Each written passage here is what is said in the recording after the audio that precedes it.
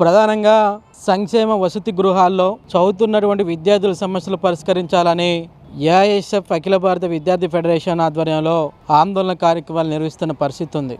కానీ ప్రభుత్వం ఇవాళ సంక్షేమ వసతి గృహాల చదువుతున్నటువంటి విద్యార్థుల సమస్యలు పరిష్కరించకుండా ఇవాళ ఒకవైపు అర్ధాకలతో అలమటిస్తున్నటువంటి విద్యార్థులు, మరోవైపు అమ్మో చలి అని ఈ చలికి విలయంతాండం చేస్తున్న విద్యార్థులని గూడు పట్టించుకున్నటువంటి ప్రభుత్వం ఇవాళ విద్యార్థి పట్ల, విద్యారంగ సమస్యల పట్ల ఇవాళ ద్వంద్వ వైఖరిని ప్రదర్శిస్తున్న పరిస్థితి ఉంది.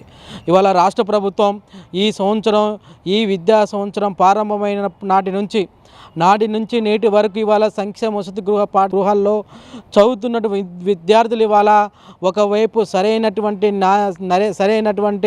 భవనాలు లేక, అదేవిధంగా నాణ్యమైనటువంటి భోజనం అందించకుండా ఇవాళ విద్యార్థులు ఇవాళ అర్ధాకలతో ఇవాళ అలమటిస్తూ ఇవాళ వసతి గృహాల్లో విద్యార్థులు చదువుతున్నటువంటి పరిస్థితి ఉంది. కాబట్టి తక్షణమే రాష్ట్ర ప్రభుత్వం స్పందించి ఇవాళ ఏదైతే విద్యార్థులు ఇవాళ పేద విద్యార్థులు ఇవాళ ఎస్సీ, ఎస్టీ, బీసీ, మైనార్టీ వర్గాలకు సంబంధించినటువంటి పేద విద్యార్థులు ఇవాళ సంక్షేమ వసతి గృహాలు చదువుతూ ఉన్నారు. ఇవాళ సంక్షేమ వసతి గృహాలు చదువుతున్నటువంటి విద్యార్థులని ఇవాళ రాష్ట్ర ప్రభుత్వం వాళ్ళని ప్రభుత్వ ద్వంద్వ వైఖరి వాళ్ళని ఇవాళ విద్యార్థులు ఇవాళ సరైన సౌకర్యాల మధ్యలో ఇవాళ విద్యార్థులు జీవిస్తున్నటువంటి పరిస్థితి ఉంది. కాబట్టి ఇప్పటికైనా ప్రభుత్వం మొండి వైఖరి విడనాడి ఇవాళ ప్రభుత్వంతో పాటు ఇవాళ జిల్లాలో ఉన్నటువంటి ఎస్సీ, ఎస్టీ, బీసీ డీడీలు ముగ్గురు కూడా ఇవాళ ఆఫీసు కార్యాలయాలకే పరిమితమైనటువంటి పరిస్థితి ఉంది. కాబట్టి తక్షణమే డీడీలు ముగ్గురు కూడా ఇవాళ వాళ్ళ ఆఫీస్ కార్యాలయాన్ని విడనాడి ఇవాళ సంక్షేమ వసతి గృహాల్లో ఇవాళ నిద్రించాల్సినటువంటి అవసరం ఉంది. ఇవాళ చలికాలం ప్రారంభమై ఇవాళకి ఇప్పటికే 2 నెలలు గడుస్తూ ఉన్నప్పుడు కూడా